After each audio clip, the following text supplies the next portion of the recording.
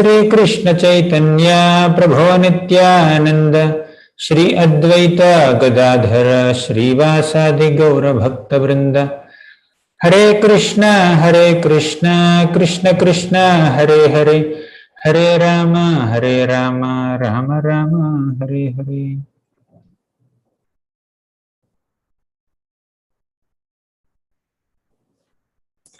Hare Krishna. I welcome all the devotees to this special program that we are having on the occasion of Hanuman Jayanti. So tomorrow is Hanuman Jayanti. So Hanuman Jayanti is very special for us, the GV residents also. Apart from celebrating the appearance of a very exalted and pure devotee of Lord Ramachandra, who is very dear to all devotees of all forms of the Lord and very dear to all age groups. Hanuman is loved by children, Hanuman is loved by elders, men, women, old people, everybody loves Hanumanji. Okay, so that is Hanumanji's speciality. And we staying at Govardhan Eco Village, we have a special connection with this Hanumanji, not only because we have a Hanumanji deity here, but also because our dear beloved Lordships Radha Vrindavan Bihari were installed on Hanuman Jayanti day. And we are celebrating Brahmotsav of Radha Vrindavan Bihari tomorrow here. 2014 Hanuman Jayanti day we installed them. And it is also special for some of the initial residents of GEV who shifted here more than a decade back. So a batch of devotees, brahmacharis have shifted to GEV initially for the development of the place. Interestingly, all of them are also initiated on Hanuman Jayanti day. So Hanuman Jayanti is a very memorable day for our spiritual lives, and especially GEV residents. So now Hanumanji's glories are unlimited. And when we glorify Hanumanji, Lord Ram takes great pleasure. And when we glorify Lord Ramachandra, Hanumanji takes great pleasure. That's their intimate relationship between Hanuman and Ram, between the Lord and his devotees. Sadhavo hridayam mahyam sadhunam hridayantvaham madanyattena janati naham tebhyo managapi. So Lord Vishnu tells Durvasa Muni that I stay within the hearts of my devotees and the devotees stay within my heart. I know them and they know me. We don't know anyone else. That is our intimate relationship. So Hanumanji keeps Lord Ramachandra always in his heart. And in fact, he opened his heart and showed the form of Lord Ram and Sita Devi within his heart to everybody. So in this way, Hanumanji keeps Lord Ramachandra in his heart, and Lord Ramachandra also keeps Hanumanji in his heart, close to his heart. He embraces him. What else can he give him? He says, I don't have anything to offer you, my dear Hanuman, so I give myself to you. Okay, I keep yourself within myself. So this is the intimate relationship between Hanumanji and Lord Ramachandra. So on the occasion of Hanuman Jayanti tomorrow, we will discuss from the Sundarkanda of Ramayana. So Sundarkanda is a very beautiful section of Ramayana. The name itself suggests Sundara means beautiful. Sundarkanda means the most beautiful part of Ramayana. So in Ramayana, right from the appearance of Lord Ramachandra till his Pattabhishek, till he is coronated as the king of Ayodhya, Valmiki Muni divides that whole storyline into 6 parts. One is Balakanda, where Lord Ramachandra's appearance and his marriage are described. Second is Ayodhya Kanda, where Lord Ramachandra stays within Ayodhya and Dasharath Maharaj makes a decision to coronate Lord Ramachandra. And Kaikeyi asks those 2 boons, and Dasharath Maharaj was obliged to send Lord Ramachandra to the forests. All this happened in the Ayodhya Kanda. So then Lord Ramachandra goes to Vanavas. Then the third part, Aranyakanda begins. In Aranyakanda, we see that Lord Ramachandra is staying in the forests, and especially Aranyakanda describes the last 1 year of Ram's exile.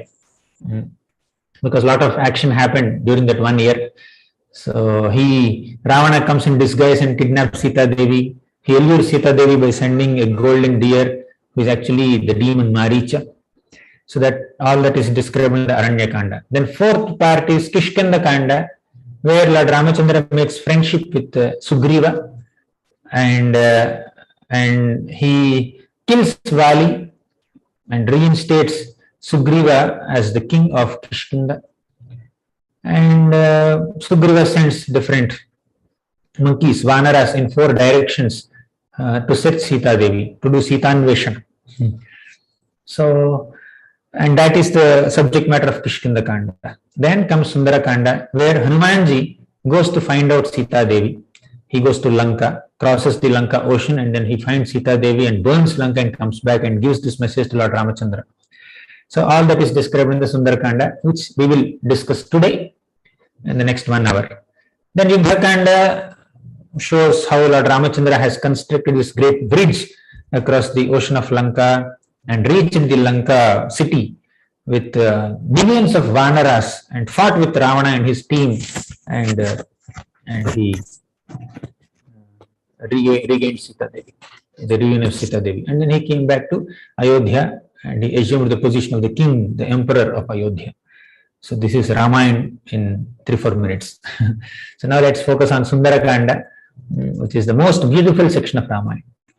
Now one might think the whole Sundarakanda depicts the sorrow of Sita Devi and sorrow of Lord Ramachandra in separation from each other.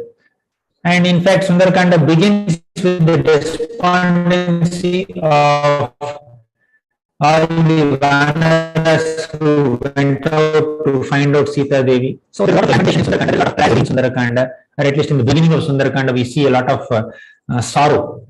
So what is so Sundar about Sundarakanda? So Sundarakanda is considered Sundar, but what is so Sundar about Sundarakanda? So the Acharyas very clearly say that everything about Sundarakanda is Sundar only. Sundare Sundaro Ramaha, Sundare Sundari Katha, Sundare Sundari Sita, Sundare Sundaram Vanam, Sundare Sundaram Kavyam, Sundare Sundaraha Kapihi, Sundare Sundaram Mantram, Sundare Kinna Sundaram. Okay. Sundare Sundaro Ramaha. So amongst all the beautiful personalities, Lord Ramachandra is the most beautiful personality. He's very handsome. Okay. Abhirama Gunakara Dasharadhe. And Sundare Sundari Sita. So Sundari, Sita Devi is most beautiful. Although she was captivated within the Ashoka Dhruv in Lanka city by Ravana, still there is no diminution of her beauty. Although she looks very pale, she looks very frail, she was not eating anything, she was fasting. Na Ramena Vyukta sa swapnumarhati bhamini, na bhoktum, na pyalankartum, na panam upasevati. So, na Ramena Vyukta, without Lord Ramachandra's presence, sa swapnumarhati bhamini. Valmiki says that Sita Devi wouldn't even sleep without Lord Ramachandra. Sa swapnumarhati bhamini. Na bhoktum, she doesn't eat. Na pyalankartum, she doesn't decorate herself. Na panam upasevati, she doesn't even drink water also. Still, her spiritual beauty and effulgence are intact. Sundare Sundari Sita. So as soon as Hanumanji saw Sita Devi for the first time, he became so impressed. Earlier, Hanumanji was thinking, why Ram is lamenting so much? Because Hanumanji is a brahmachari. What will he understand about the intimate relationship between wife and husband? He cannot understand. So he was thinking, he saw Lord Ramachandra and then he was lamenting so much in separation from Sita. So Hanumanji kind of understands things that why Ram is lamenting so much. Okay, anyways, I'm his servant. I'm supposed to search for Sita Devi. But when Hanumanji finally found Sita Devi in Lanka, then Hanumanji thought, maybe Ram is not sufficiently soft-hearted. Maybe he's hard-hearted. In separation from such a wonderful lady, Ram, how is he maintaining his life? Right? How is he maintaining his life? He became very surprised. So that's the beauty of Sita Devi. Not just a feminine external beauty, we are not talking about that. Just the demeanor of a person reveals inner beauty, spiritual beauty, the beauty of character, the beauty of kindness, the beauty of love and affection, the beauty of compassion. So the beauty of a person is not just the external physical beauty. The beauty of a person lies in the character. The beauty of a person lies in the overall demeanor of that person, right? Heart of the person. So Sita's beauty and Sita's beautiful heart, both are recognized by Hanumanji as soon as he spotted her in Lanka. Okay. So Sundare Sundari Sita. Then Sundare, Sundaro Kapi. Kapi is Hanumanji is also very beautiful. Okay. Kapi is Hanumanji. He's beautiful. How can monkey be beautiful? No, this is a beautiful monkey. Beautiful Vanara, Hanumanji. Sundare Kimna Sundaram. Yeah, our Gaudiya Vaishnava Acharyas also quote this line. Sundare Kimna Sundaram. What is not beautiful in Sundarkanda? You tell us. Right? There is nothing which is not beautiful in Sundarkanda. Everything about Sundarkanda is beautiful. The Ram is beautiful, Sita is beautiful, Hanumanji is beautiful, and the whole Katha of Lord Ramachandra, especially Sundarkanda, is beautiful. And the Vanam, the Ashoka Vanam, which Hanumanji destroyed, that is beautiful. Okay. It was beautiful for its externally some time back. Okay. Before Hanumanji destroyed Lanka, Ashoka Van was beautiful. And after Hanumanji destroyed Lanka, Lanka means Ashoka Vatika, it is again beautiful because the whole Ashoka Vatika has become Shoka Vatika because of Sita Devi's lamentation. Shoka means lamentation. Okay. So it has become Shoka Vatika. And Hanumanji destroyed that Shoka Vatika and brought beauty. What is the beauty there? The hope that one day Ramachandra will come and take Sita Devi. So he created hope in Sita Devi. That hope in Sita Devi has made Ashokavan also beautiful. Earlier, the beautiful Ashokavan, Ashoka Vatika, has become Shoka Vatika because of her lamentation. Okay, when it was not destroyed. But after Ashoka Vatika was destroyed by Hanumanji, it has become even more beautiful because Sita started smiling. Sita started becoming hopeful. The hope of Sita Devi, how Sita was encouraged, Sita was enlivened by Hanumanji's presence, that made Ashoka Vatika so beautiful. Although trees and the gazebos and sofa sets and pathways are getting destroyed, right? So that's the beauty. Sundare Sundaram Vanam also. So this is the greatness of Sundarkanda. So while Ram was not hopeful, means Ram was lamenting, Hanumanji gave him the news of Sita Devi and made him hopeful at the end of Sundarakanda.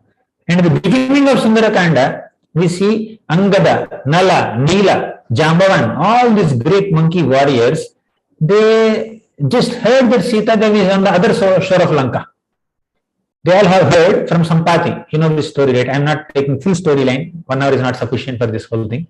So Sampati, the brother of Jatayu, has heard the monkeys discussing and revealed the news that Sita Devi is on the other shore of Lanka Ocean. So all these monkeys have a big project in front of them. They have to cross this Lanka Ocean and find Sita Devi. So some monkeys were saying that I can cross 10 yojanas. I can jump 10 yojanas. Actually, monkeys don't fly.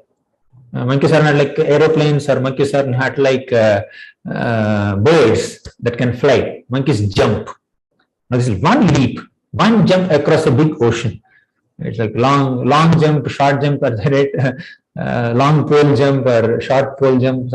Some competitions are there, right? So Hanumanji has to jump 100 yojanas. 1 yojana is 8 miles. It's a very big project. So people were saying that I can cross 10 yojanas, I can jump across 20 yojanas, 30 yojanas. Some said I can jump 100 yojanas also, but I cannot come back. I'll get tired. So people were proposing so many things, but Hanumanji was reminded of his own powers by Jambavanji. Jambavan told Hanumanji, you can cross 100 yojanas and you can come back also. You can do the needful on the other side of the ocean also. So why are you keeping silent? Then Hanumanji just got up and he gave hope to the whole team of Angada. Then Hanumanji gave hope to Sita Devi. and Hanumanji makes the Rakshasas hopeless. Okay, and Hanumanji gives hope to Lord Ramachandra. So much hope is there. So Sundarkanda is an episode where Hanumanji brings in a hope in a tragic situation. The transition from tragedy to hope is brought about by Hanumanji, and that's the beauty of Sundarkanda. Okay, Sundarkanda is so beautiful because of this reason. You're able to see the screen? Okay. So Hanumanji is the most trusted servant of Lord Ramachandra. Hanumanji finally did the job of Lord Ramachandra and became successful in his attempt. So that made Ram so pleased. And Hanumanji's glories are recognized by Lord Ramachandra right in the beginning of. It is not working. Okay, right in the beginning of their meeting. So Hanumanji comes in disguise as a Brahmana to meet Ram and Lakshman. So Ram and Lakshman were searching for Sita Devi, and Kabanda and Shabari, they met Kabanda, they met Shabari, and they were directed towards Rishyamukha mountain. In the Rishyamukha mountain, Sugriva was staying along with Hanumanji and then few other well-wishers, because Sugriva had a dispute with Vali, and Vali did not allow Sugriva to enter the kingdom of Kishkinda Kshetra. So Sugriva is hiding the mountain, hiding in Rishyamukha mountain, and Vali cannot come there because of some curse. So Sugriva saw Ram and Lakshman coming closer to him from a distance, and he thought that Vali must have sent these human beings to me, because Vali thought that he cannot come to Kishkinda Kshetra, so he can send some human princes to punish Sugriva, to capture Sugriva. So Sugriva kind of doubted that, and he had sent Hanumanji to find out who are these two boys, two young princes. So Hanumanji comes in disguise as a Brahmana and meets Ram and Lakshman, and Ram immediately recognizes that you are Hanumanji. So Hanumanji gets so impressed. Only my eternal master can recognize my identity. So Hanumanji's glories were recognized. And amongst all the great soldiers, monkey soldiers who went in multiple directions to search for Sita Devi, Lord Ramachandra somehow felt confident that only Hanumanji can find Sita Devi, no one else can find Sita Devi. Okay. Because of this confidence, Lord Ramachandra gave this ring to Hanumanji only. He did not give the ring else. So hundreds and thousands of monkeys are going in multiple directions. Ram could have given that ring to anyone, or he could have made great replicas.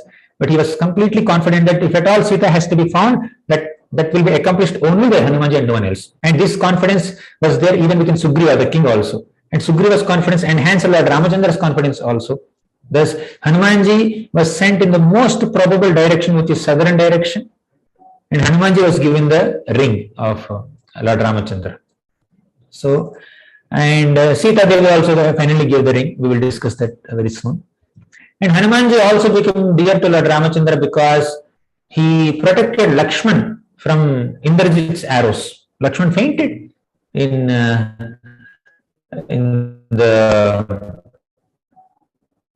battle, in the Yuddha Kanda. So Ram was feeling that as if he lost his life. So Lakshman was considered Ramachandra's life. Pranam. So Lakshman is like the life of Lord Ramachandra. Just imagine your life is coming out of your body and walking next to you. That's what we need to understand when Ram and Lakshman are walking together. Ram considers Lakshman as his life. And when Lakshman fainted, Ram felt as if he has lost his life. But Hanumanji brought Sanjeevani and revived the life of Lakshmanji. Thus he became so dear to Ram. So Hanumanji stays on this planet as long as Ramakatha is going on. Yavat Ramakathe Veera Chirishyasi Mahitale Tavat Sharire Vatsyanti Prana Mamasa Nasamshayaha. Yavat Ramakathe Veera, as long as Ramakatha exists on this planet, as long as there are at least couple of people or devotees who are discussing Ramakatha, Hanumanji sits there to hear Ramakatha. Okay, so he is Chiranjeevi, he stays eternally, and eternally he keeps hearing Ramakatha. He's the best example of Shravanam of Ramakatha, Ramayana. Okay, so that is Hanumanji's Kirti. So Hanumanji carries Lord Ramachandra within his heart. And now let's begin with Sundarkanda description. So all the Vanaras, when they reached the shore of Lanka ocean, they became quite despondent, seeing the extent of the sea. So the sea seems very fathomless. So when everybody was despondent, they were feeling so disappointed. Then Jambavan came forward and came to Hanumanji. Hanumanji, how can you also sit quietly like other Vanaras? So we understand their limited capacity, but you have unlimited capacity. So you can go and find out Sita Devi. You can cross this Lanka ocean. So Hanumanji definitely gets the great credit of finding Sita Devi and crossing Lanka ocean. But the inspiring force behind Hanumanji's activity is Jambavan's counseling, Jambavan's inspiration. So Jambavan is acting like a guru. So Jambavan himself was so powerful. When the Lord came in the form of Vamanadev, Trivikrama, and he took away all the property of Bali Maharaj, and he expanded himself as Trivikrama, and his body spread throughout the outer space and the entire universe. At that time, our Jambavan circumambulated the beautiful form of Trivikrama. So Jambavan had the credit of circumambulating Lord Trivikrama or Lord Vamanadev, who became so huge that he has occupied the entire universe. Okay, so what to speak of crossing the small ocean? But Jambavan says that I have become old now. I cannot do this anymore. Hanumanji, you should do it. So another important point that we need to understand here is that the Lord takes pleasure in glorifying his devotees, point number one. Point number two is the Lord glorifies different devotees in different contexts. Okay. So in this context, in Vamanavatar, Lord glorified Bali Maharaj, and Lord gave the opportunity to circumambulate him to Jambavanji. And before that, in Narasimha Avatar, he glorified Prahalad Maharaj. So when Bali Maharaj's pastime is going on, Prahalad is playing a small role. He does not have the prominent role there. Now Hanumanji gets a prominent role. Now in Ramayana, when Lord Ramachandra was performing the activities, he gave maximum credit to Hanumanji. So let Hanumanji get the maximum credit, and Jambavan took a low profile and he pushed Hanumanji forward. Hanumanji, you are the hero in this episode. And when Mahabharata war is happening, Hanumanji took a back seat. Hanumanji was staying on the flag of Arjuna, and he was roaring. When Bhima was roaring, Hanumanji was also roaring. The combined roar of Hanumanji and Bhima, these two Vaiputras, shattered the hearts of all the Kauravas. So like that, in different contexts, different devotees get prominence in the Lord's pastimes. So we should not be fighting for screen space. Just like sometimes actors may fight for screen space. I should be seen for the maximum time on the movie screen. But devotees just do the needful in the Lord's service. So now Hanumanji gets a prominent role here. So even in Ramayana, out of the 7 parts of Ramayana, from Kishkindarkanda, from Balakanda till the last Kanda is Uttarkanda, Sundarkanda is considered the most beautiful part of Ramayana. The most beautiful aspect of Ramayana is Sundarkanda, and in that Sundarkanda, Lord Ramachandra has taken a low profile and he pushed Hanumanji in front. Hanumanji, you are the hero now, right? The best part of Sundarakanda will have you as the hero, not me as the hero. Okay, so this is how the Lord lost his devotees. So now Hanumanji was inspired by Jambavan. This is how leaders should do. So leaders should empower the followers, or leaders should empower other people. So it's not that every time the leader only has to act. So let other people also do some service. So Jambavan is acting as a leader who empowered Hanumanji. Then Hanumanji just got up and he expanded his size. He became so huge And he said, Ramarthan Vanararthancha Chikirshan Karma Dushkaram Samudrasya Paramparam Dushparam Praptumichhati. So Ramarthan, for the sake of Lord Ramachandra, Vanararthan, for the sake of all the Vanaras, Chikirshan Karma Dushkaram. I am going to accomplish this task which is extremely difficult, crossing over this Lanka ocean, which is 1,100 yojanas, plus finding Sita Devi. It's not just crossing the ocean is the only task here. So crossing this Samudra is not the only task. After you cross the Samudra successfully, then a bigger project is waiting there. Entering Lanka is not a small thing. And even if you manage to enter Lanka, there are so many Rakshasas are there. Ravana is there personally, and he has so many powerful Rakshasa soldiers with sophisticated weapons.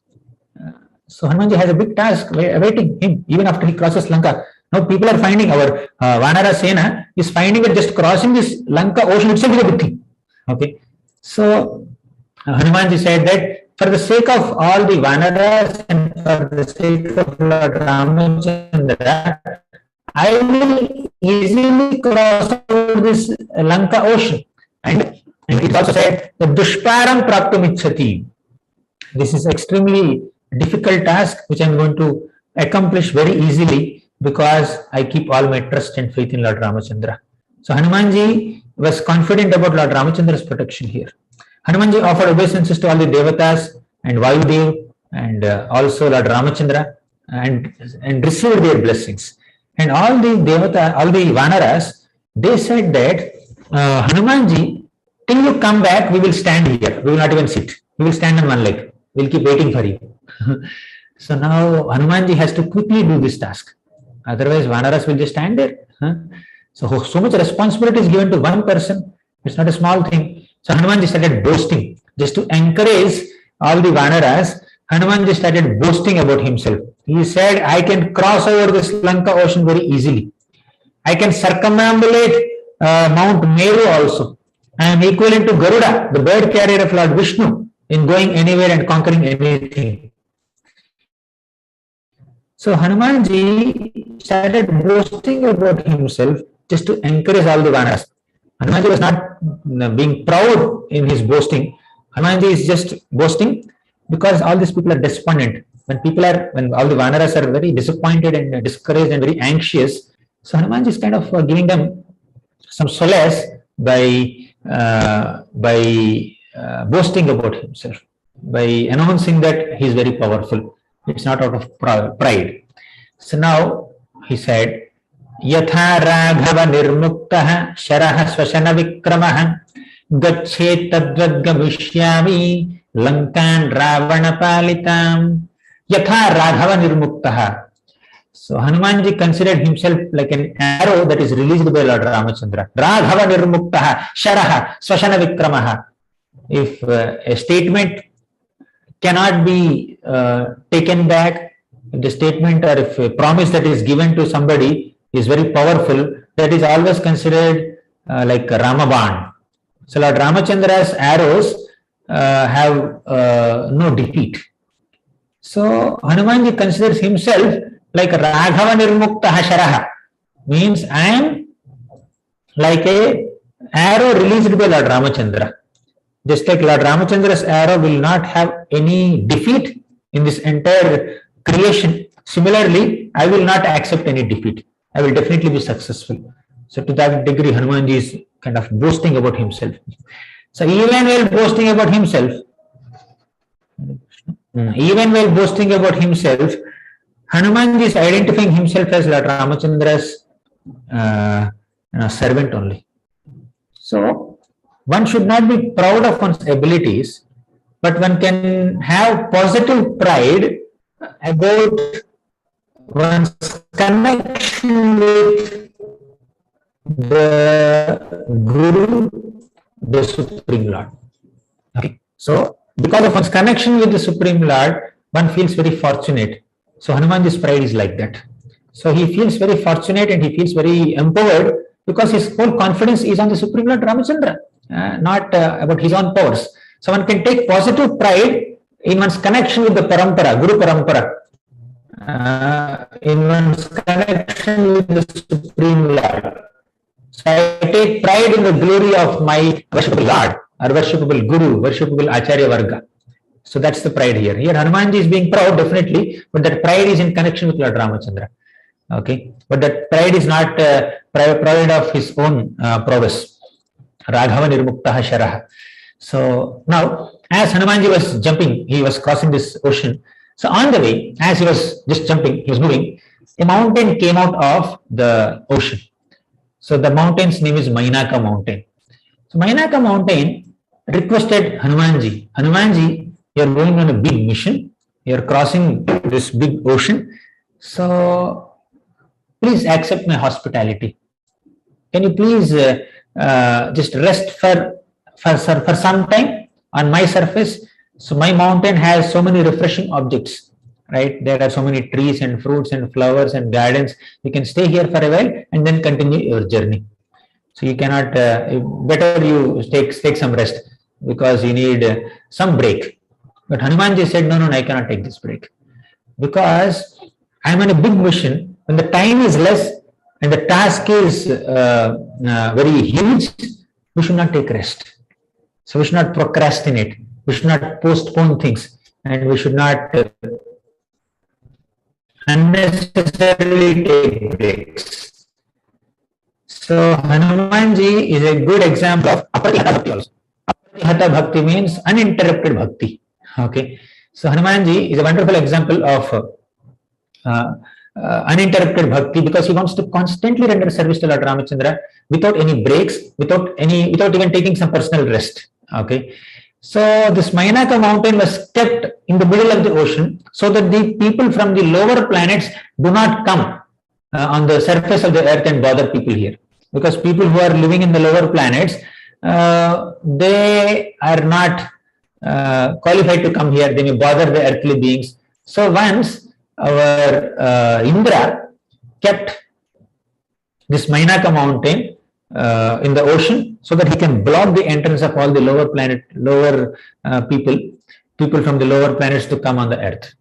So at this moment, Hanumanji did not accept the hospitality of Mainaka, but he acknowledged the hospitality. He said, Mainaka mountain, although I am unable to take your hospitality now, I still express my gratitude to you. Thank you so much. And he touched Mainaka mountain in a respectful manner and he moved ahead in his journey to Lanka.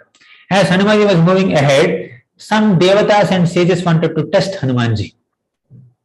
Okay, so they felt that, okay, let us test Hanumanji's determination. Let us test Hanumanji's strength. So they went to Surasa. Surasa is the mother of Nagas. So Surasa is a great Rakshasi. So she came in the form of a hideous demoness in front of Hanumanji and said, Hanumanji, you should enter my mouth now. So I want to swallow you. I want to eat you. So you should enter my mouth. And Lord Brahma has given me a benediction that whoever comes on my way should enter my mouth. This is Hanuman. This is the benediction of Brahmaji. So you must enter my mouth. So Surasa, when she said like that and quoted Brahmaji, Hanumanji said, okay, I will enter your mouth, but not now. I am going on a big mission. I am going to Lanka to find Sita Devi. So once I find Sita Devi, I will go back to Kishkinda and inform my dear Lord Ramachandra about Sita Devi and then come back and enter your mouth and fulfill the benediction of Brahma. Give me some time. But Surasa says, no, you cannot do that. You should do it right now. Then Hanumanji said, no, please give me some time. I will definitely honor Brahmaji's benediction, but now is not the right time. So then Surasa opened his mouth wide to block the path of Hanumanji. So Hanumanji understood, okay, Surasa is there for a competition now. So Hanumanji expanded his size. He became much bigger. Okay. Then Surasa opened her mouth much wider. Surasa opened her mouth 10 yojanas big. Then Hanumanji also expanded himself into 10 yojanas. 1 yojana is 8 miles. Then Surasa opened her mouth 20 yojanas. Hanumanji also expanded himself into 20 yojanas. 30 yojanas, 30 yojanas, 40 yojanas, 40 yojanas, 100 yojanas. So like that, Hanumanji expanded himself into such a huge form, and Surasa was also opening her mouth. At one moment, Hanumanji realized, I am not here to compete with Surasa. I am here to serve Lord Ramachandra. So suddenly, within the fraction of a moment, Hanumanji became so small, like a cat or a fly, and entered deep into the mouth of Surasa and immediately came out. Before Surasa closed her mouth. Okay. So 100 years was a wide mouth, and Hanumanji became like a small cat or a rat or a small bird or a fly, and entered and then came out before she closed her mouth. Then he said, Surasa, you told that Brahmaji has given you benediction that whoever comes on your way should enter your mouth. I entered your mouth. So now don't bother me. Let me move ahead. So this wit of Hanumanji, this cleverness of Hanumanji completely impressed Surasa. And Surasa said, my dear son, I give you all blessings. May you be successful in your mission of serving Lord Ramachandra. So I am very impressed with your cleverness and your respect also. So Hanumanji did not respect Surasa, although she was blocking her. Hanumanji did not disrespect Surasa. Hanumanji did not disrespect Lord Brahma also. So in this way, Hanumanji was very exemplary in his behavior. So one more thing is, we should not get into any egoistic competition with others. Why should unnecessarily one get into some competition? There are some people who may tempt us. There are some people who may agitate us and provoke us into competition. But we should not give in to that competition and compromise on our service. So Hanumanji was not thinking that Surasa is expanding her size. I can also expand my size. When Surasa's mouth is getting bigger, my body also can get bigger. So Hanumanji did not just get caught up in this competition of just outsmarting Surasa or proving himself better than Surasa in power. Hanumanji understood that my job is not to show that I am also powerful like her or I am more powerful than her. My job is to serve Lord Ramachandra. For that, I should do the needful. Okay. So sometimes while doing our service to the Lord, we may get into some unnecessary competitions, unnecessary arguments. So instead of being so bent upon winning the argument or competing with other persons or establishing our superiority or our greatness, we should do the needful according to what is more important and crucial for the service of the Lord. Is this needed to serve Lord Ramachandra? So my defeating of Surasa is not necessary for my service to Lord Ramachandra. Okay, let me accept defeat, not a problem. Let me agree to her proposal, not a problem. Okay, so oftentimes we get caught up in egoistic considerations. Sometimes our thoughts become self-centric, egocentric. So, but Hanumanji did not show any ego in confronting with Surasa. So that's an important lesson that we can learn from Hanumanji. So next, as Hanumanji was moving ahead, actually Surasa became very impressed with the humility of Hanumanji. So Hanumanji boasted about himself just before leaping across the ocean. That boasting of Hanumanji, that so-called pride that Hanumanji has exhibited, was only to encourage the Vanaras. Now Hanumanji is exhibiting humility. Okay. And earlier, when Vinayaka came, Hanumanji exhibited sensitivity. And he acknowledged the service attitude of Mainaka. See, Hanumanji is exhibiting different qualities in front of all these people and is behaving exactly according to their mood. Okay. So the Vanaras were despondent. Hanumanji boasted about himself to encourage them. Mainaka respectfully offered some hospitality to him. Hanumanji acknowledged it by touching Mainaka with respect. And Surasa kind of provoked him into a competition. Hanumanji did not get into egoistic competition, but he took a humble seat. Now, as Hanumanji moves forward, he finds another demoness named Simhika. And she was not there to test Hanumanji. She was there only to obstruct Hanumanji. You see the Simhika demon? So she has some mystic power by which she can catch the shadow of a person and then pull the person down and not allow him to move. So Hanumanji was just moving ahead and suddenly he realized that I am unable to move ahead. What's happening? So did I lose my strength? Am I becoming tired and fatigued? No, I did not do much endeavor. So Hanumanji was surprised and he looked back. He saw a big demoness, Surasa. She was holding on to the shadow of Hanumanji and not allowing him to move. So Hanumanji understood. This Simhika is a representative of envy. So sometimes when people argue with us or provoke us into competition, we may not give in to that argument, we may take a humble seat. But there are people who may unnecessarily bother us out of envy, out of sheer envy. So we should destroy envy. When somebody is coming to obstruct our service, disturb our service, out of sheer envy, not just to test us or test our determination, but out of sheer envy, so we should destroy that envy, we should eliminate that envy, we should avoid those people. So Hanumanji avoided Simhika by killing her, right? Because she is not allowing him to do the service. So we should destroy envy. We should not get affected by toxic people. We should not allow our service to get affected by people who are envious in nature. When materialistic people are distracting us from our service or disturbing our service, we should responsibly confront them. See, humility does not mean humility and tolerance do not mean allowing ourselves to get exploited by others. Okay. So if people are unnecessarily bothering us, we need to teach them a lesson. Yeah, we can have humility, we can have tolerance, but we should understand when to tolerate and when not to tolerate. What to tolerate and what not to tolerate. When to confront and when to take a humble position. Okay, all that we need to have the right kind of discrimination. So Hanumanji did not show compassion on Simhika. He just entered her heart, killed her and pierced her heart and came out. Okay, this is how devotees come out of different obstacles that obstruct them in serving the Lord. Okay, when Hanumanji landed on the Trikota mountain, and from the Trikota mountain he started seeing the big Lanka city. It was so magnificent, golden city, so opulent, so effulgent, so beautiful. Hanumanji reached there somewhere in the evening time. So Hanumanji was on the Trikota mountain. Although he jumped across 100 yojanas, he was not tired at all.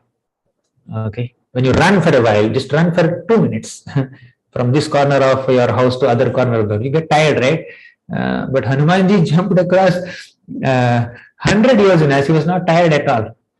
So what does this show? This shows that although a devotee performs his sadhana, a devotee does a lot of service to the Lord, there is no fatigue for a devotee. So Hanumanji did not get physically tired also, he did not get mentally tired also. But although a devotee, a sadhaka, simple sadhaka devotee may get physically tired, but mentally he will not be tired.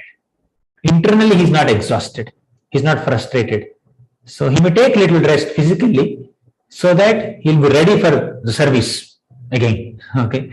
So Hanumanji is not getting tired after reaching Trikota mountain actually reveals us a very, very important message that although there may be so many difficulties in our sadhana bhakti, although we may encounter so many obstacles in our service to the Lord, although sometimes anarthas may bother us, still a devotee is not tired. So anarthas may distract us, sometimes lust may surface and then it may distract us so much, sometimes envy may surface, sometimes anger may surface. So all these anarthas keep bothering us, but we should not feel discouraged.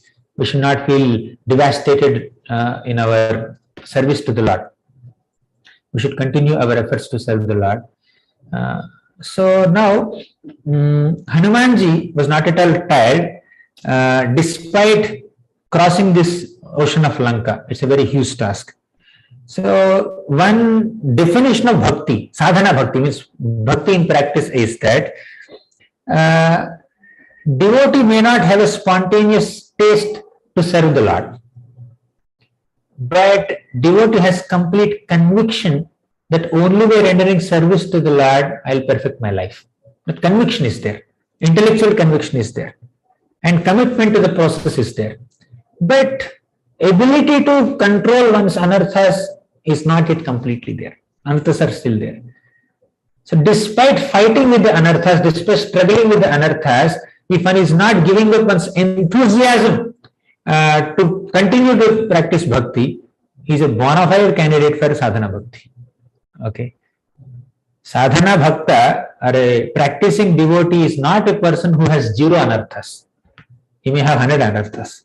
He is not a person who does not have any shortcomings. He may have so many shortcomings. But what is the qualification for a devotee to practice bhakti? Determination. Not to give up the practice of bhakti. Intellectual conviction that whatever may happen, let me stick to the path of bhakti. Okay. So Hanumanji was not at all fatigued despite crossing so many obstacles to reach Lanka. So now let's move ahead. Hanumanji just crossed the ocean. He has not yet entered. So in the entrance of Lanka, Hanumanji saw Lankini. So the demoness that was guarding the big city of Lanka. She was a big demoness, and somehow she also got some benediction from Brahma. So Hanumanji was encountering so many female demons here on his path, and they also have some connection with Brahmaji. So Lankini says, you cannot enter Lanka. And Hanumanji, no, I want to enter the city. Hanumanji just became a small monkey now. He was not in a huge form. He became a small monkey as big as a cat only. And Hanumanji said, I just want to explore your city. I heard that your city is so beautiful, golden. And I also heard that you have nice gardens inside. I'm very hungry. Let me eat some fruit in your Lanka city. Maybe Lanka fruits are very tasty. I never tasted. So please allow me to go inside. Lankini said, no fruits for you. You cannot enter. You don't have to explore our city. No problem. Get out of this place. Then Hanumanji again negotiated with Lankini. Then Lankini said, I will punish you. She was about to beat Hanumanji. And Hanumanji just increased his form. He became so huge, and with his fist he just struck Lankini on her head, and Lankini just collapsed. Then Lankini said, Hanumanji, Brahmaji told me that when I am overpowered by a monkey, that is the beginning of the destruction of Lanka city. That's the beginning of the destruction of the dynasty of demons, of Ravana. So you please go ahead. You have my blessings. So he's defeating the Rakshasas and he's getting their blessings. So Hanumanji is moving ahead. So like a small cat, he is just moving slowly, and he reached this Ravana's palace. And when he came to Ravana's palace, he saw such a huge palace. The palace of Ravana was 8 miles long. Did you ever enter a palace that is 8 miles long? 1 mile is like more than 1 kilometer, 1.5 or 1.6 kilometers, right? So 8 miles long palace. And in that palace, there are so many facilities for sense enjoyment. And the palace was filled with so many Rakshasas, men and women who were enjoying there. They were preparing for their night duties and for their resting. And before resting, they will also have some kind of enjoyment and dancing and drinking. This is demons' enjoyment. So Hanumanji entered a place where demons were enjoying in the evening time. So sometimes while doing some service, we may have to enter some places that are not very suitable for devotees. For example, Prabhupada has gone to the Western countries.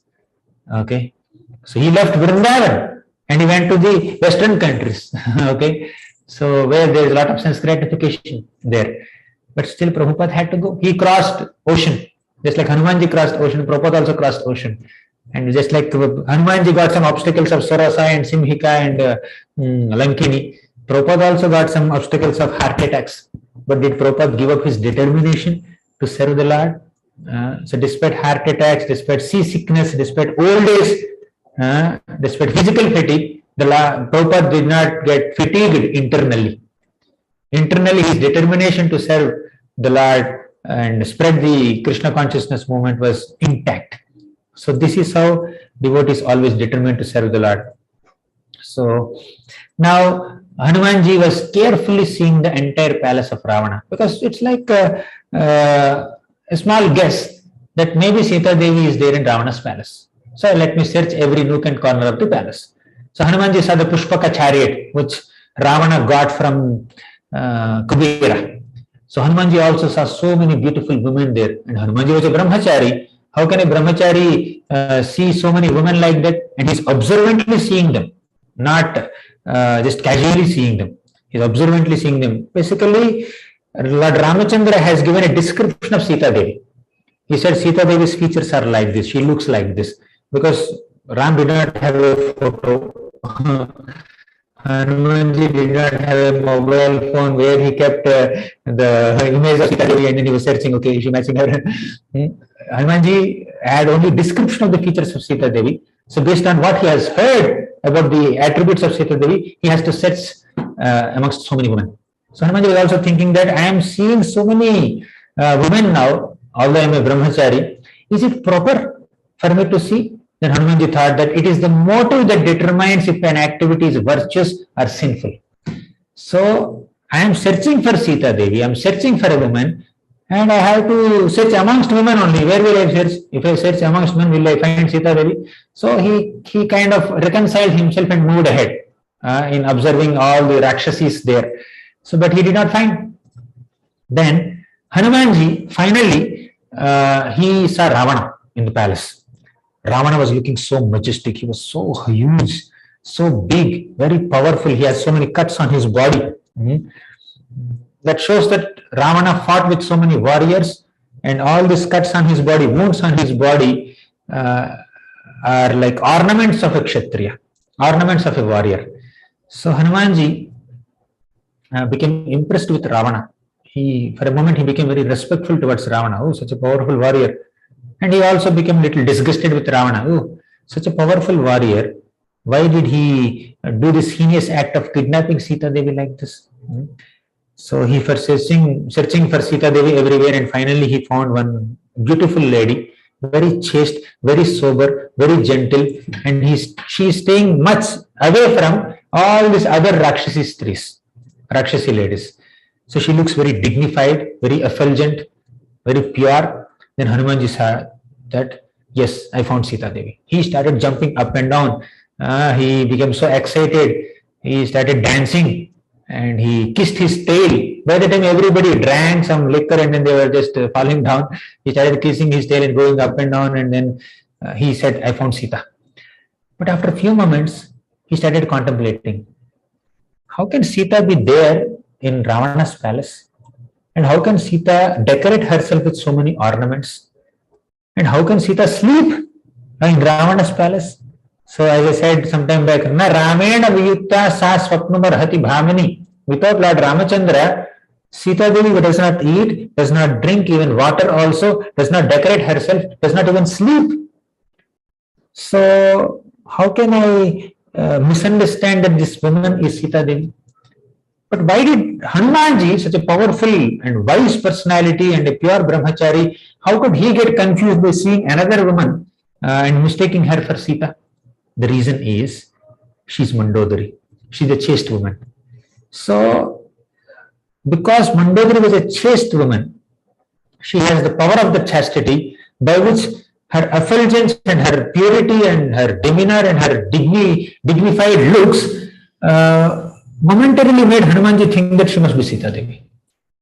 So that's the power of purity, power of chastity of a woman. So Mandodari was a very powerful woman. So, but Hanumanji reconciled that no, I have not seen Sita Devi. She must be some other good lady. Okay. So then Hanumanji moved ahead. I searched the entire palace. I did not find Sita Devi. So what will happen now? If Sita Devi is not there in Ravana's palace, what happened to Sita Devi? While Ravana kidnapped Sita Devi and bringing her to Lanka on Pushpaka chariot, did Sita Devi fall down into the ocean? Or was she eaten by some whales and crocodiles? Or because Sita was not agreeing to the unreasonable appeals of Ravana, did Ravana kill her? Or because of separation from Lord Ramachandra, did Sita Devi commit suicide? So like that, Hanumanji was thinking in 100 different ways. Hanumanji was thinking whether Sita is alive or not. So he speculated a lot. Then after speculating for a while, Hanumanji thought, okay, if Sita Devi dies, if Sita Devi has already died, how can I take this news to Lord Ramachandra? Hearing this news, Ram will die. If Ram dies, Lakshman will die. And Sugriva will definitely die. Because Sugriva got his kingdom and his wife back by Lord Ramachandra's power. But now that Sugriva is unable to help Lord Ramachandra to regain his wife, Sugriva will die out of shame. And when Sugriva dies, Angada will die, the prince of Kishkinda Kshetra. If Angada dies, and all the Kishkinda's Vanaras will also die. And this whole news will go to Ayodhya. Kausalya will die, Sumitra will die, Kaikeyi will die, Shatrugghna and Bharat also will die. And Dasharatha will already died. So, entire Kishkinda will die, entire Ayodhya will die. Ayodhya Vasis will die. So, I will be the cause of so many deaths. Better I die. So, Hanumanji thought that I will give up my life because I could not find Sita Devi. He became so despondent, became very discouraged. Now, you see, even such wise people and pure devotees also, because of their absorption in seva, when they understand that I am unable to do this seva, they may feel so disappointed. So, the greatest wealth that a devotee can have is service to the Lord. What is our greatest property, greatest wealth? Not money, not dollars, not gold, not houses, not cars, not bungalows. This is not our wealth. Our real wealth is the opportunity that we have to render service to the Lord. So, when we are having sufficient opportunities to render service to the Lord, and when we are effectively doing that service sincerely to the best of our ability, we are the wealthiest people. Okay. But if we are not having that service attitude towards the Lord, service opportunities come when we have service attitude. Okay. When we are eager to render service, then we receive opportunities to render service. If there is no eagerness to serve only, why will we get opportunity to get service? Even if opportunity gets, because we don't have eagerness, we reject the seva. Okay. The greatest wealth that a devotee can have is eagerness to serve and opportunities to serve and effectively managing that service, effectively rendering that service. Hanumanji was eager for seva and he is also getting the opportunity to do seva, but now he is thinking that I am unable to do this seva. I don't have the ability to perform this service. What is the use of my life? Let me commit suicide. He thought like that. Then after a while, he thought, I searched only palace of Ravana. Lanka is such a huge city and palace of Ravana is only 8 miles, occupying 8 miles in that city. There are so many other palaces, so many gardens, so many other places. So better I go and search other places instead of making a conclusion now that Sita is not there, Sita died, this and that. So then he went ahead. And by this time, it is Brahma Muhurta. So Hanumanji reached Lanka city somewhere in the evening time, and throughout the night, he was searching the 8-mile long palace of Ravana. And early in the morning, during Brahma Muhurta, he came out of the palace and started searching at other places. Okay. So he was searching everywhere, and to cut the long story short, so Hanumanji just climbed on some trees, Sumshupa tree, and from the tree top, he started observing places around, and he spotted one nice lake. Hanumanji was thinking that maybe Sita Devi can come to this lake to take bath, to do her early morning duties. Let me wait for Sita Devi. So Hanumanji was just moving ahead, moving his eyes everywhere, and he is also focusing on that mantap, that small gazebo.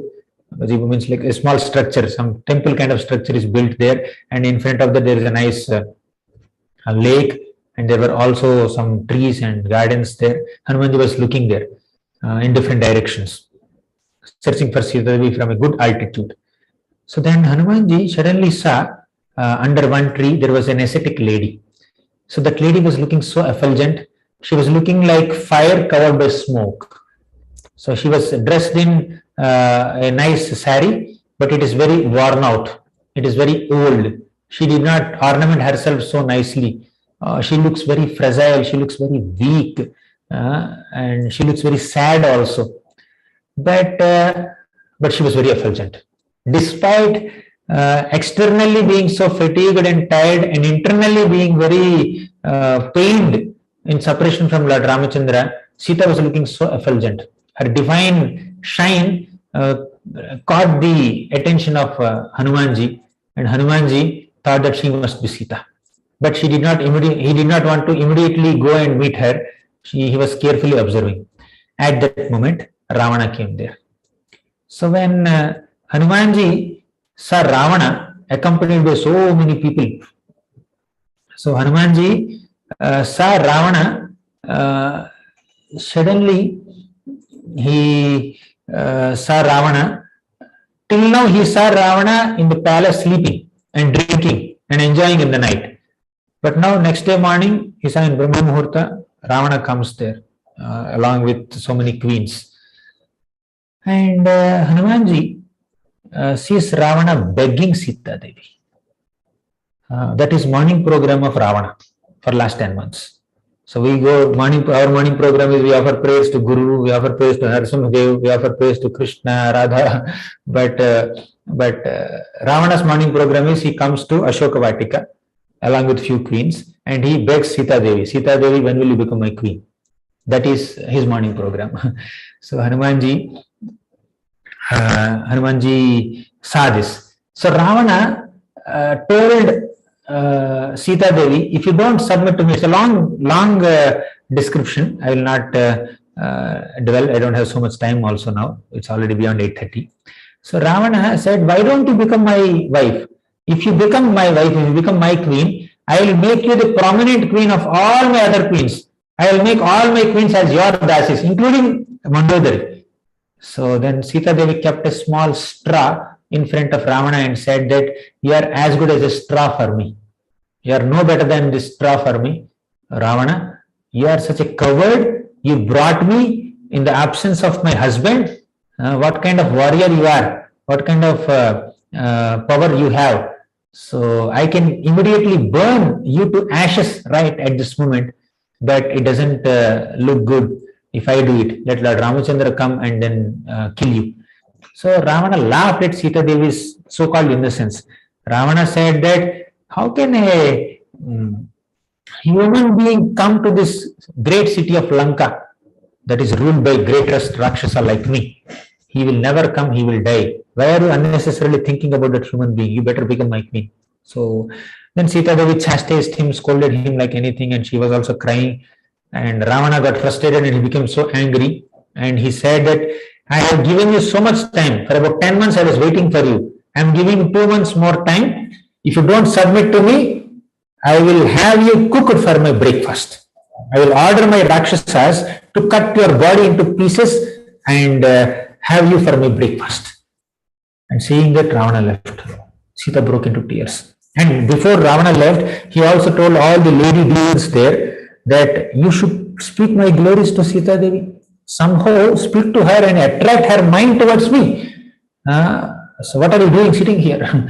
Then all the demonesses surrounded Sita Devi and started doing Ravana Katha, not Rama Katha. They started glorifying Ravana. Oh, Ravana defeated that warrior, that demon, that devata. He tormented these people like this. He kidnapped so-and-so women and then he brought them and made them into his dasis. So like that they were speaking, and these Rakshasis were looking so fierce. Their mentality, their forms, everything was very disgusting. Some Rakshasis had donkey faces. Some demonesses had owl faces. Some demonesses had wolf faces, fox faces. Some demons had only one eye. Some demons had some eye in the belly. Some demons had only one hand. So like that, multiple different types of forms they had. And Sita Devi was hearing their disgusting words and seeing their disgusting forms. And some Rakshasis started threatening her also. They said that if you don't submit to Ravana, we will kill and we will eat you. We have not eaten human flesh for a long time. One Rakshasi says, I will eat your hand. Another Rakshasi says, I will eat your head. Another Rakshasi says, I will eat your cheeks. Another Rakshasi says, I will eat your hands. So like that, Sita could not tolerate this and she started crying. And suddenly another Rakshasi came. Her name is Trikota. Trikota came there and started encouraging Sita Devi. Trikota said that, "Oh Rakshasis, you are unnecessarily bothering Sita Devi. What do you think about yourself? You must clear this place, and I can clearly see that Ravana will be defeated now. Every morning, as I dream now, every morning dreams will come true." She says that in my dream, I have seen Ram and Sita wearing very beautiful, spotless white clothes, and they were going on a white elephant towards Ayodhya. And I also saw Ravana, bathed in oil, sitting on a donkey in a black dress. So this is how I saw Ravana. So there is no hope for Ravana now. So all you people also, if you want to save your lives, you should take shelter of Sita Devi. When Ram comes and defeats Ravana and kills Ravana, your lives are at the mercy of Sita Devi. Don't bother her now. And hearing about this description of dream, all the Rakshasis just ran away from Sita Devi and left her alone. And Trikota also consoled Sita Devi, and she also left. And Sita is alone now. This whole scene was being observed by Hanumanji sitting on the tree branch. And Hanumanji was considering, how should I go in front of Sita Devi? If I go in front of Sita Devi, maybe she's already very troubled. She's very emotional now. If I suddenly manifest in front of her, what will she think? She may think that Ravana has disguised himself as a monkey and came in front of her. Will she believe me as Ramaduta? Hanumanji doubted. So Hanumanji was waiting for an opportune moment to meet Sita Devi, but he thought that, okay, let me attract her attention by singing the glories of Lord Ramachandra. He started chanting Rama, Rama, Rama. He started glorifying the holy names of Lord Ramachandra and started singing entire Ramayana in the form of a song. Whatever pastimes that Hanumanji knew about Lord Ram, he started composing songs spontaneously and started narrating all the pastimes. And Sita Devi heard the songs, and she got absorbed into this whole description of Hanumanji, and slowly saw, where is this voice coming from? And she noticed the monkey. And now Hanumanji understood that Sita is noticing me, and he slowly came out of the branches, came down, slowly came closer to Sita Devi and started engaging in a conversation with her. So then Sita Devi asked Hanuman, so who are you? What are you doing here? Why are you singing about Lord Ramachandra? Then he spoke, I am Ram's Duta, Ram's messenger. Ram is lamenting for you, this and that. Then as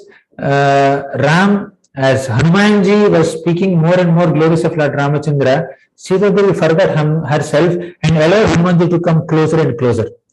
And suddenly Sita Devi realized that Sita Devi just felt that maybe this is a demon. Oh, how unfortunate is that I have been tricked by this monkey into a conversation. Okay, Ravana, you are such a hideous person. You came in the disguise of a monkey to attract my attention. You are glorifying my dear Lord Ramachandra to attract my favor. So get out of this place. Then Hanumanji said, no, Mother Sita, I am like your son and I am the messenger of Lord Ramachandra. And Hanumanji started speaking some very special and confidential pastimes of Lord Ramachandra, including some intimate pastimes that happened between Ram and Sita Devi. So Sita Devi understood that Hanumanji is genuine. And Hanumanji at this moment, he also brought out that ring of Lord Ramachandra and gave it to Sita Devi. And Sita became impressed. And she completely trusted Hanumanji.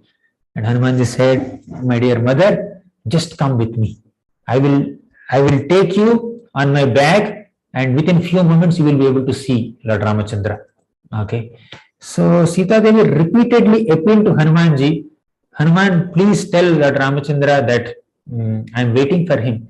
I am longing to meet him. So he should immediately come and rescue me. So Sita Devi was very innocently appealing. So seeing her tears, Hanumanji also broke into tears. In his attempt to console Sita Devi, even Hanumanji also became very emotional. Sita Devi was very piteously crying. And Hanumanji said, I will immediately take you, my mother, I cannot see you crying anymore. Then Sita Devi said, no, no, no, it's not appropriate for me to come with you. I cannot touch any other man other than Lord Ramachandra. When Ravana came to kidnap me, I didn't have any option, so he had to touch me. But otherwise, I don't want to touch any other man. So actually, this statement is wrong. Number one, Hanumanji was like the son of Sita Devi, so she can touch Hanumanji. Second, Sita Devi was never touched by our Ravana, because the Sita Devi that Ravana had kidnapped was illusory, Maya Sita Devi, not the original Sita Devi. Original Sita Devi was under the protection of Agni, fire god.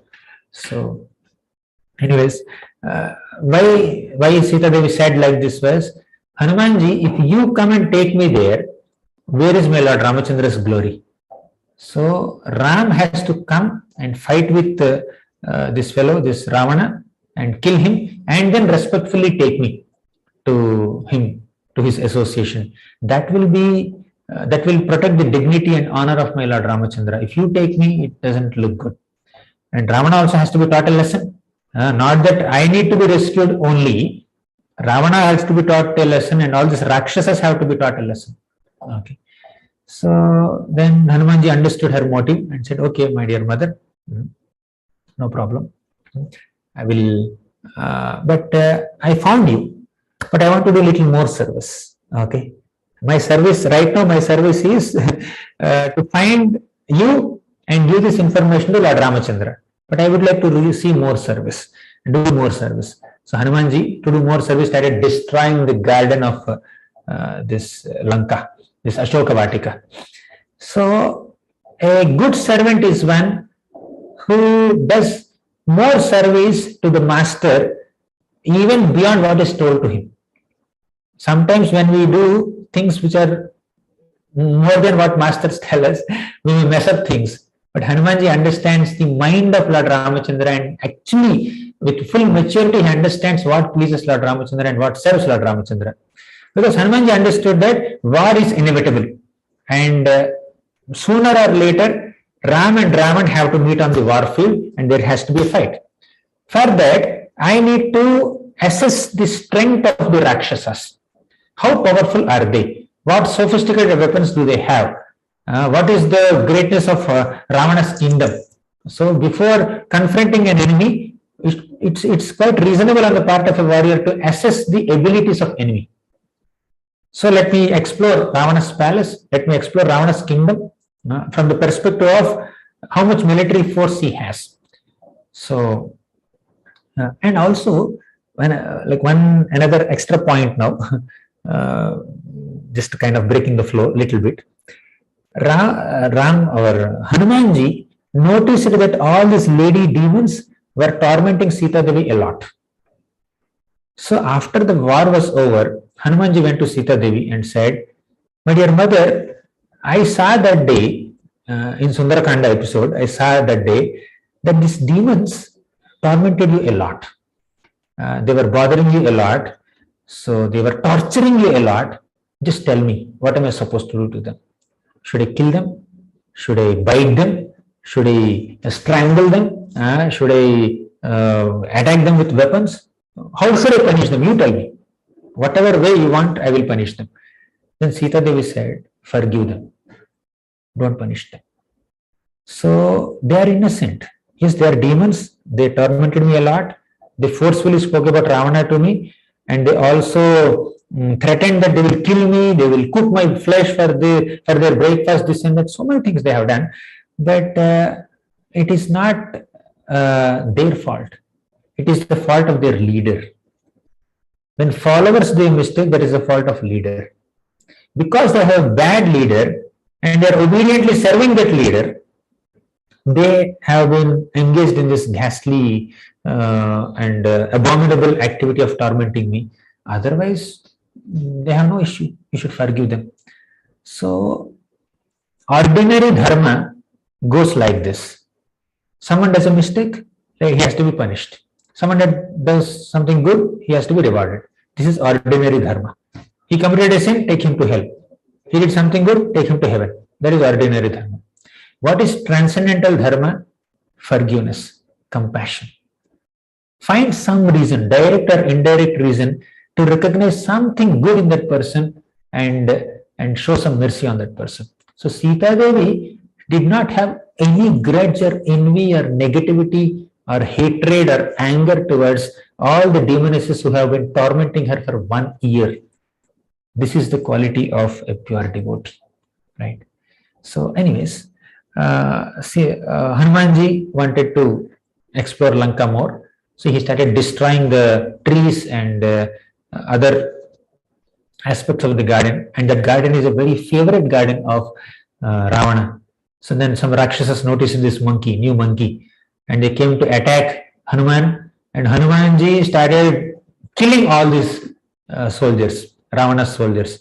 So like that he killed so many Rakshasas. So at one moment, Ravana was sending some of his soldiers and very powerful warriors to...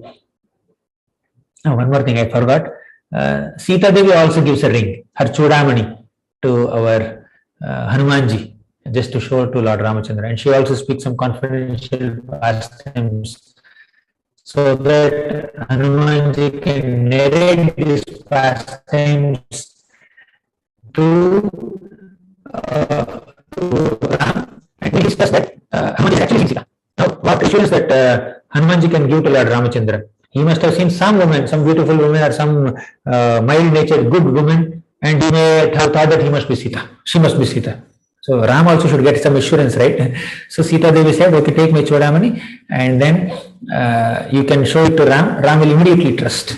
Okay. So then Hanumanji started destroying the garden of Ravana, and Ravana had sent Indrajit. Okay, Indrajit released the Brahmastra and captured Hanumanji. So no weapon can capture Hanuman, but still Hanumanji agreed to be bound for 2 reasons. When Indrajit released the Brahmastra, Hanumanji agreed to be bound for 2 reasons. Number 1, to honor Brahma. Number 2, to see Ravana's palace, to directly meet Ravana face to face. So Indrajit was feeling very proud. See, I have captured this monkey of Ram. And Hanuman was also announcing very loudly, I am Ramaduta, I am the messenger of Lord Ramachandra. So then Ravana saw Hanumanji, and a lot of discussion has happened. Hanumanji gave a good advice to Lord Ramachandra, to Ravana, that you should immediately return Sita Devi and save your life. Otherwise, your Lanka will be destroyed within no time by the prowess of my Lord Ram. And Ravana laughed at it. He said, oh, there is one Nara accompanied by a few Vanaras, and what will they do to Rakshasas? A human being followed by a few monkeys, can they attack Rakshasas who have sophisticated weapons? They have mystic powers. See, our this Ravana and all these soldiers, the Rakshasa warriors, they have mystic powers and very sophisticated weapons. And Hanumanji and all the other monkeys in Sugriva's army, their weapons are like some boulders, some stones, and some tree branches. With that only they can fight. They don't have sophisticated weapons. Okay, they don't have mystic powers also, but they have Daivi Shakti. So the Vanaras are blessed by Sita Devi. So the first blessings that Vanaras have received from Sita Devi was through Hanuman. Hanumanji was the first Vanara that Sita Devi saw, and she blessed him first. So through Hanumanji, all the Vanaras were empowered by her blessings. So when Sita's blessings are there, even monkeys can win, can be victorious. And when Sita's blessings are not there, even Rakshasas with their sophisticated weapons, they will be defeated. So victory lies in receiving blessings from Sita Devi, Radharani, Lakshmi Devi. Okay, the Lord's internal energy has to bless us, and devotees are those people who take shelter of the Lord's internal energy. Mahatmanastu mam partha daivim prakritimashritah. So who are Mahatmas? Those who take shelter of Daivi Prakriti, those who take shelter of Sita Devi. Okay. So Ravana ordered that this Hanumanji has to be killed. Then immediately Vibhishana objected, no, Hanumanji should not be killed. He's a Duta, he's a messenger. So better you release him and let him go and tell the greatness of Rakshasa dynasty to Ram. So then Ravana said, okay, fine, we cannot kill him according to Dharma. Let's follow Dharma sometimes, once in a while at least. And but we have to do some kind of satkar, some kind of honor. We have to honor Hanumanji in some way. So monkeys are very proud of their tails. So let us burn this tail. Let's see how this monkey goes up and down. So Ravana had set fire to Hanumanji's tail, but Sita Devi offered a prayer. Sita Devi heard about this and she offered a prayer to Agni Dev to be very cool on Hanumanji. So Hanumanji was experiencing cool fire. Nothing is happening to Hanumanji, but entire Lanka is burnt because of Hanumanji. Okay. So then Hanumanji burnt Lanka, except Vibhishana's palace. He burnt every part of Lanka, and he went to the ocean and he stopped that fire that was on his tail, and he washed his tail, and then he went to Lord Ramachandra and informed this news. So there are many other details also, but I am not going into that. So all the monkeys who are waiting on the other shore of the ocean, they praised Hanumanji. They felt so happy to see Hanumanji back in their loving company, and they entered a garden and they started destroying that garden. They drank, they ate, they were very happy, and this whole news went to Sugriva, and Sugriva said that all these monkeys are so happy means they must have found Sita. Then Hanumanji came to Lord Ramachandra and gave this news. Sita found I found Sita Devi, or found Sita I forgot the thing, but basically he gave the message that he found Sita, and Ram became so happy. Ram is so pleased with Hanumanji. So Hanumanji is the devotee who helped God. Who can help God? But Hanumanji did that. So he's the best servant who accomplished more than the duty that is entrusted to him. Mediocre servant never does anything more than what the master tells, and a worst servant doesn't even do what the master says. But best servant is one who does much more than what the master expects. So Hanumanji is such a wonderful devotee of Lord Ramachandra. We can pray on Hanuman Jayanti. We can pray to Hanumanji that, oh Hanuman, just like you are so dedicated to Lord Ramachandra in your service, let me also be dedicated to the Lord in my service. So please empower me with that service attitude. So this is a quick preview of Sundarkanda. Thank you very much for your participation. So I wish all of you a happy Hanuman Jayanti and a Krishna conscious Hanuman Jayanti. So thank you very much. Shri Sundarkanda ki jai, Shri Ramayana ki jai, Shri Ramachandra Bhagwan ki jai, Hanuman ji ki jai, Srila Prabhupada ki jai. I hope the internet was okay. I'm not sure how the internet was. Okay. Any questions or comments?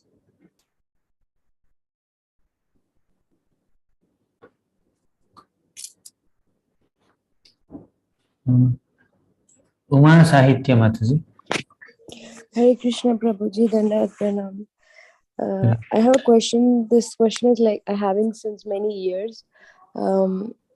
While like I lack self-confidence in me, Prabhuji, like after coming to spiritual practices, I feel like I shouldn't believe myself. I should believe Krishna instead. And I'm not confident in performing my studies or while studying for exams, and I'm not getting that motivation, Prabhuji, because I don't know why I lack self-confidence and I'm struggling, Prabhuji. Okay, what I understand is you're struggling in your studies, but you're getting attracted to Krishna and Krishna conscious things, right? Is that what you're trying to say?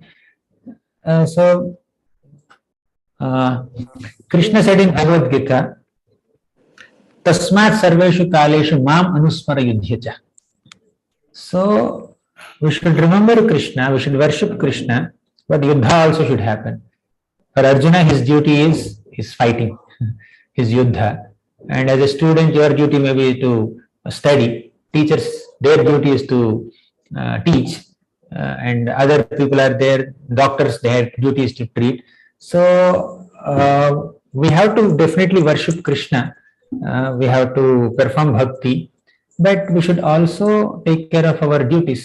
Only by the Lord's sanction we are put in a certain geographical location among certain people with some task at hand, with some activities that are assigned to us. So we need to do well in those assigned activities also. So we need to do the needful to maintain our life, maintain our earn our livelihood, and maintain our body nicely. And we can also worship the Supreme Lord. So spirituality does not mean being neglectful towards our social and quote unquote material responsibilities. We can do well in our studies and our professional life also, student life, professional life also, while serving the Lord, while worshipping the Lord. Okay, that will make the Lord also happy. Okay, we need to be also exemplary. Otherwise, people may also think that, oh, these people just worship the Lord and they are not very responsible in their studies or professional life or family life and all that. So we have several examples of great devotees like Parikshit Maharaj, Yudhishthir Maharaj.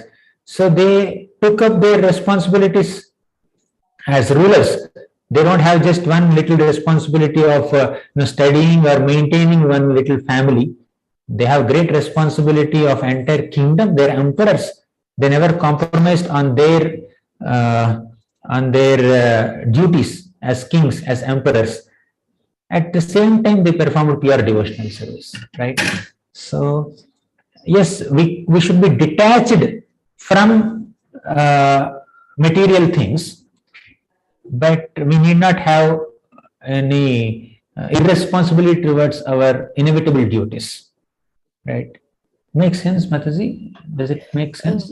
Yes, Prabhuji, but the thing is, like, if I have some tasks to do now, like, should I believe Krishna or myself? Like, while believing in one, also believing in Krishna only, in the sense that, see, Hanuman. I can't relate. Like, I have been told by many people, like many devotees, I have been asking this question, and everyone is saying that if you believe, it's ultimately believing Krishna, but I cannot relate it to it, Prabhuji. Like, how it is it?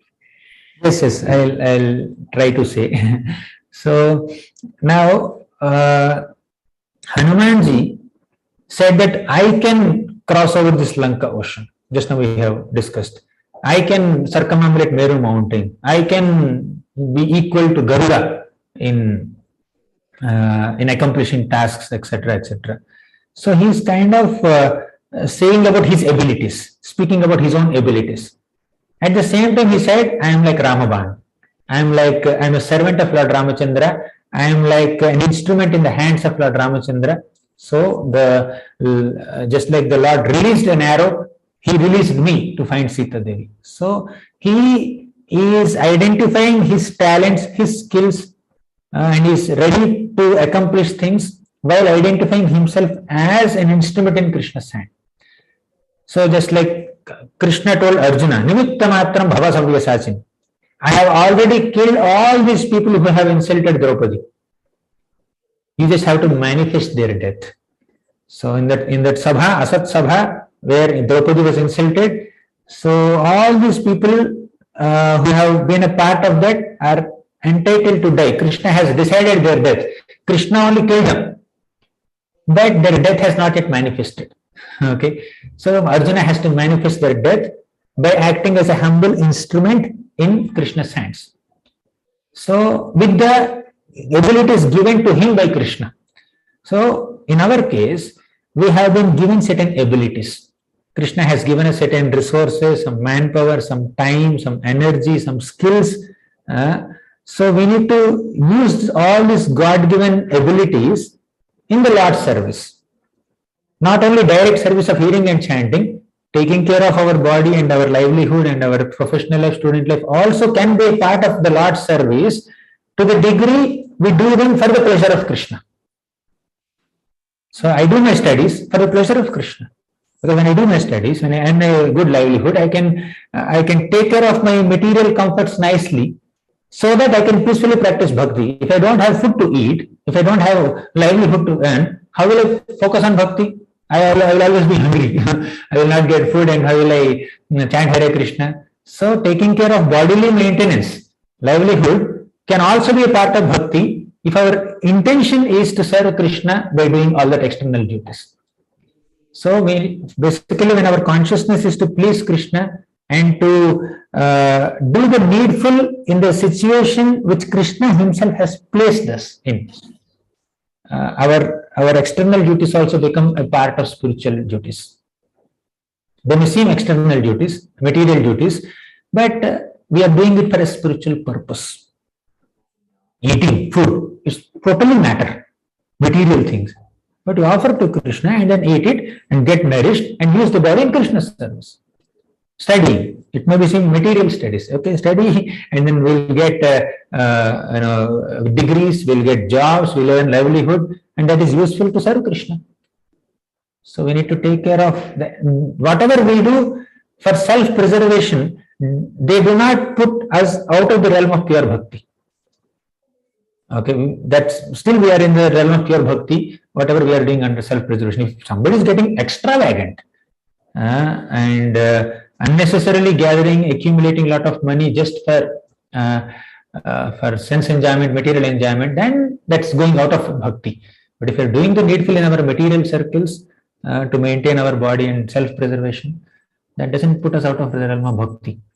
And if you're using our God-given facilities, God-given abilities to serve Him, our efforts are also part of bhakti. Does it answer your question? Or did I... Yes, Prabhuji. Yes, Prabhuji. Totally. Thank you so much, Prabhuji. Okay. Next name, Rupali Sarma Mataji. Hare Krishna, Prabhuji, Dandavat Pranam. Thank you so much for the lecture session. It was like reading whole Sundarkanda and getting extra points to learn from you. Prabhuji, I wanted to ask that though in still that Ramayana is also an authorized scripture, but in ISKCON we focus mainly on Srimad Bhagavatam and Bhagavad Gita, and we don't recommend much of reading of Ramayana. And even if we have to take any examples, we take it from the Bhagavatam, but not from Ramayana Chopai or shlokas from the Ramayana, like the Dohas also. So why is that so? We have several devotees even within ISKCON who speak about Lord Ramachandra. We chant Hare Ram also, not only Hare Krishna. Yeah, that I know. But we don't speak basically, don't talk about or sing the Dohas or the Chopais from the Ramayana. Okay, like it depends. Now, devotees have their own sentiments. This is International Society for Krishna Consciousness, right? That does not mean it's consciousness. But the Lord is one. He has multiple forms. Rama, Krishna, Narasimha, Varaha, Vamana. So he has multiple forms. So now devotees worship Krishna, okay, but they also respect Ram. And naturally, there is more inclination towards reading Bhagavatam, reading Bhagavad Gita. So that does not mean they disrespect or minimize Ramayana. They may quote. There are devotees who keep quoting, but majority is Krishna, because the subject matter available for about Krishna is more than even Lord Ramachandra. Okay. Now you see Krishna's childhood pastimes in Bhagavatam, they occupy almost half of the 10th canto. So the 20 chapters in 10th canto of Bhagavatam up to 42, 43 chapter, all Vrindavan Leelas only are happening. So Krishna's childhood Leelas, the pastimes that Krishna has done for first 10 years of his life are so elaborately described in our scriptures. Lord Ramachandra's childhood pastimes are not so elaborately discussed in Valmiki Ramayana. So the availability of subject matter is also more for some forms of the Lord than other forms. So that's one thing. But there are several devotees who are worshipping Lord Ramachandra. They take a lot of pleasure in discussing Ramayana pastimes. So we respect devotees' sentiments. And one more personal question, Prabhuji. I have joined your Bhakti Ratnamala also and Gita 30 ki shlokas also. But I'm not able to remember all the shlokas at a time.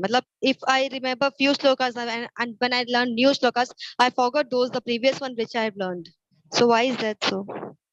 So now memory and recall are just small aspects of Shastric study.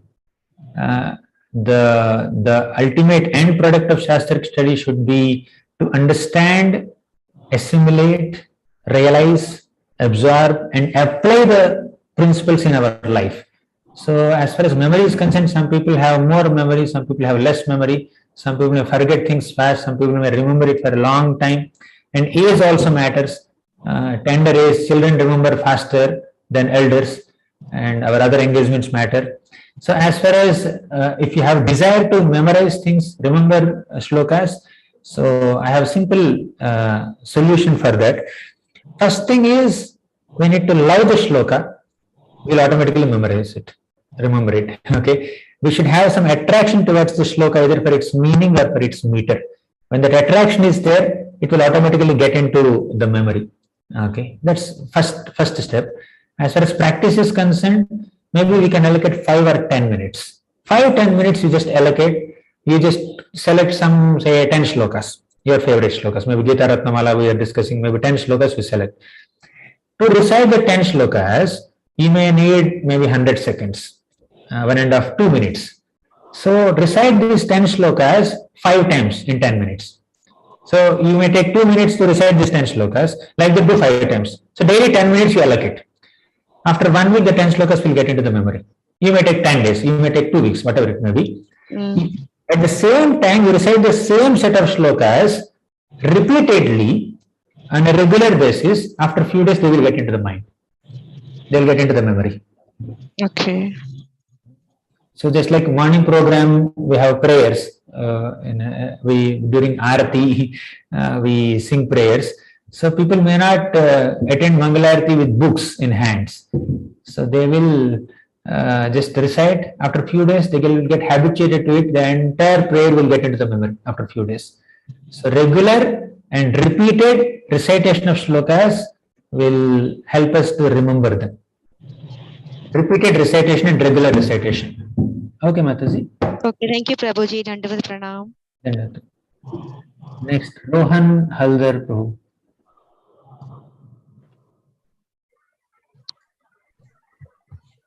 Hare Krishna Prabhu.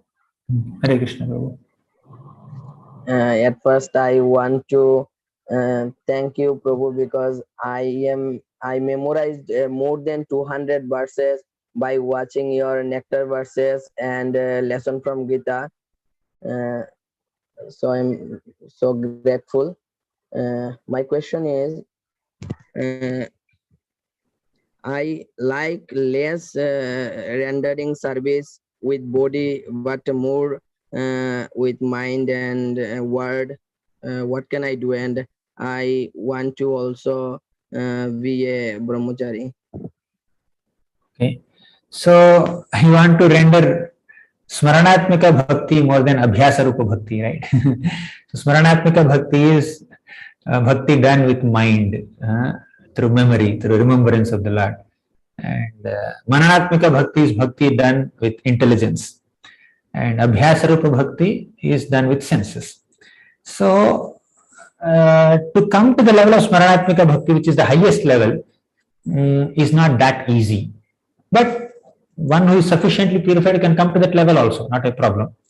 But the point is that we need to have a balance also. We need to also physically do some services so that our love for Krishna will increase, we'll come much closer to Krishna. So when we say, I will just think within the mind only about the Lord, I will not do any physical service, that without sufficient maturity and the background, without sufficient absorption in the holy name, in remembering of Krishna, if we just artificially or prematurely start Smaranatmika Bhakti without using our other senses in Krishna's service, then we may not be able to stay like that for a longer time. If one is sufficiently mature and advanced devotee, one may be able to do that. But what is recommended is engage senses in Krishna's service also, do some physical services also. To what extent and what kind of services, it depends on time, place, circumstances and the persons involved. But point is, all three have their roles: mind, intelligence and senses. All three must be engaged in Krishna's service. To what proportion? It depends on time plus circumstances. Okay, Prabhu. Does it make sense? Does it answer Yes, your Prabhu, question? thanks. And as far as brahmachari is concerned, you can contact your local temple, local ISKCON temple. If you have a desire, you can contact the local temple authorities. Thank you. One Gulshan Sharma Prabhu. Hare Krishna Prabhuji, Dandavad Pranam. Thank you for the class, Prabhuji. I am inspired by your books of Bhagavatam Subodhini and Bhagavad Gita Subodhini last 2-3 years. And Yeah. I completed my Bhakti Shastri also through your notes.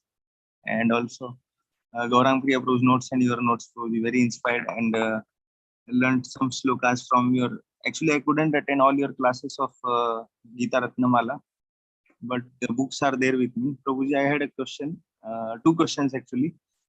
Till all cantos are translated, Prabhuji, that short notes, like till 8th canto only it was there in lockdown. And 9th canto Bhagavad Subodhini was released a couple of years back. I'll work on 10th canto soon. I'm working on some children books now. I'll work on 10th canto in some time. Prabhuji, one question, many new people and like devotees also, like newcomers, they ask, and like I have also personal doubt, like can we sing the Sundarkanda and all like on Saturdays in front of Hanumanji? So is it allowed in ISKCON or not? Like many devotees, like many newcomers also ask. So what should we like? And I didn't get you fully. Can you say that again? Sundarkand, should we read Prabhuji Sundarkand, like that? Yeah, you can read. Sundarkand and Hanuman Chalisa we can read na Prabhuji? Yeah, you can read. Okay. Thank you. Okay, thank you, Prabhuji, for the class. Okay. Thank you, Prabhu. Thank you very much. Thank you, everyone. So we'll meet another time for another festival. Maybe Narsingh Chaturdasi we'll meet again. Hare Krishna.